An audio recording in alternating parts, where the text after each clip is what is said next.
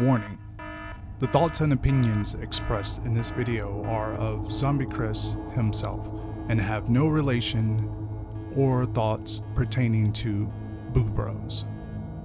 Viewer discretion is advised. Now let's talk about the scare zones. Now, this is going to surprise some people.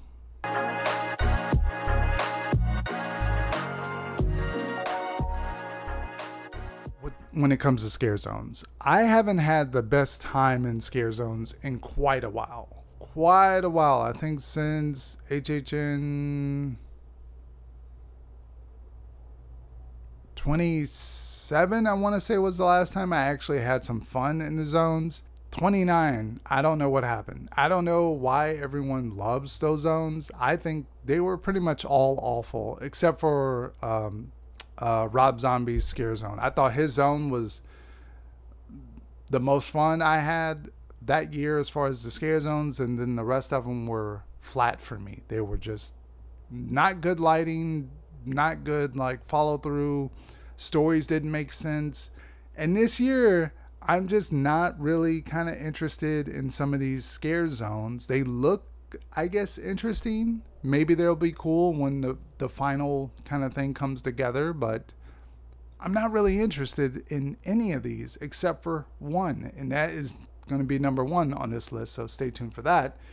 Number 5, Lights, Camera, Haction, Eddie's Revenge. Now, I didn't really enjoy the first time they did Lights, Camera, Haction. I didn't really like it then, so I probably won't care for it this time, although it's kind of cool to see that they're doing a mixture of bringing in like some of the past favorite zones. There's Vam 55, Invasion, which I'm just one of those ones that's not a fan of Invasion. Everyone else is. I have no interest in that. Also, to say I'm not a biggest fan of Eddie. I've talked about this with some of the Boo Bros. I just don't get it. He's not that special like the other icons. He's just a guy wielding the chainsaw with a mask who likes horror movies, or he's obsessed with them. It's like, okay, we have the director and the usher who are two better icons of having to deal with like movie properties and obsession and love for cinema and horror.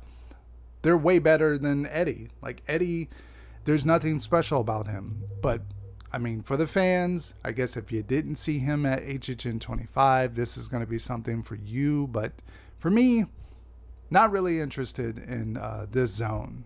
Number 4 for me is Seek and Destroy. Not the Metallica zone like we thought. It's just aliens wanting to hunt us for fuel or some nonsensical stuff. Not my favorite scare zone area. It feels like it's a really grand area, but they've kind of dropped the ball on it a lot of times. We'll have to see how this is going to be. I don't know how the aliens is going to look. I don't know if they're going to look cool. I don't know if it's going to be a bunch of stuff on platforms. Like, are they going to do some 3D projection mapping? I don't know how it's going to be, but I'm not really that interested in this. Number 4. Number 3 comes to, I'm a swap. I had this, but I'm going to flip it.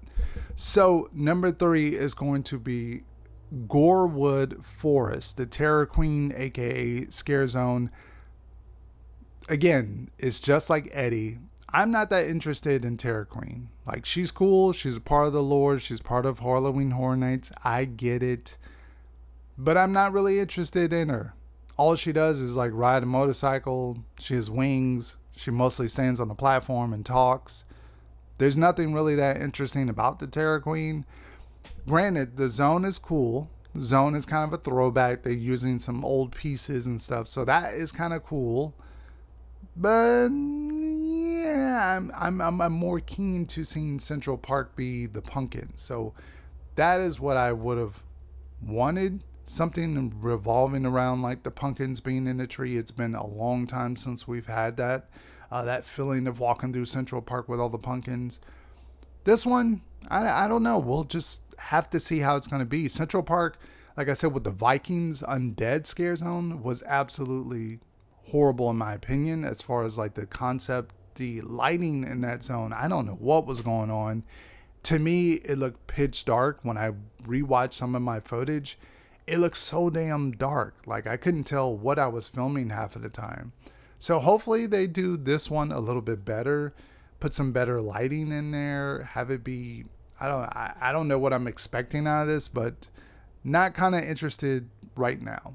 And number 2 is going to be 30 Years, 30 Fears. Now this scare zone should be kind of cool. It's going to be a throwback. It's going to have some iconic characters thrown in there. So I don't really like the location for this. I much prefer this to be on Hollywood Boulevard. I've already stated that multiple times before, but it's right there in the front. Not very much room there. So I don't know how they're going to deal with so many characters, if they're going to like have them spread out, or if it's only going to be couple characters and then majority of them on stages. I don't know, but a best of scare zone or best of Halloween Horror Nights in a scare zone, I'm all for it.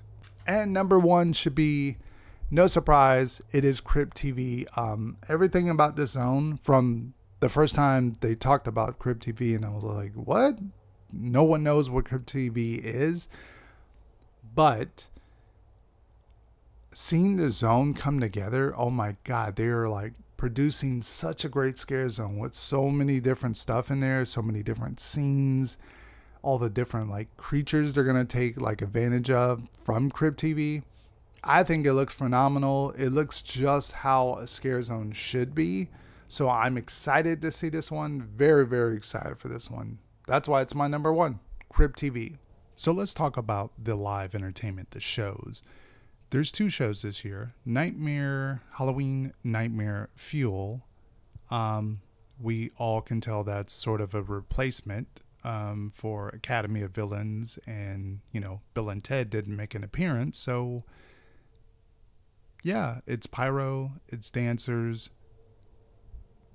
I mean, it kind of sounds like what we had with the Carnival of Carnage show, but minus the whole Jack and Chance interaction and some of the jokes and violence. I mean, it just sounds like a basic show I would see once and then I would kind of be done with. On the other hand, Marathon of Mayhem, Carnage Factory. Now this one is actually going to have Jack as sort of the host. He's ushering us into this factory.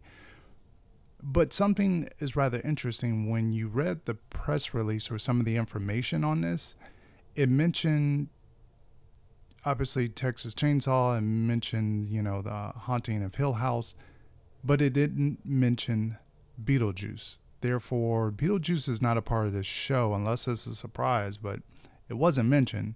And Beetlejuice, I think, would have been a perfect fit for Lagoon show, just between the music, some of the jokes, just the color schemes they could have done with the purple and the white and black stripes and Beetle Snake and all the good stuff that comes from that movie.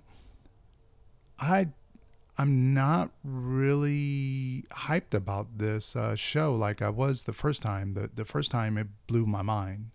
And I don't have that same feeling. I'm going in with this one being like, I hope for the best. But I'm not like, oh my God, it's going to be just as crazy as the last show. Because that last show was just too perfect. From the lighting, the music, the mix.